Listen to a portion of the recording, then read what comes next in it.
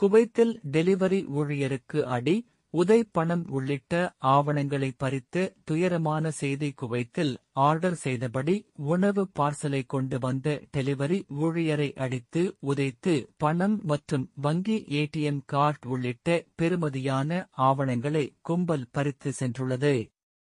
காவல்துறை வெளியிட்டுள்ள செய்தியில், கடந்த தினம் ஆசியா நாட்டைச் சேர்ந்த ஓட்டல் டெலிவரி செய்பவருக்கு ஜஹ்ராவில் வைத்து இந்த துரதிருஷ்டவசமான அனுபவம் ஏற்பட்டதாக தெரிவித்துள்ளது. இருசக்கர வாகனத்தில் உணவுடன் வந்த ஊழியர் ஆர்டர் செய்த உணவுகளை வழங்க வீட்டுக் கதவைத் தட்டி கதவை திறந்து பார்சலை கொடுத்ததும் சாப்பாட்டுக்கான பில் 3 தினார் கேட்டபோது பணத்திற்கு பதிலாக எனக்கு உதை கிடைத்தது எனவும், இந்த சம்பவத்தில் காயமடைந்த ஊழியரின் இருசக்கர வாகனத்தையும் அந்த கும்பல் சேதப்படுத்தியது.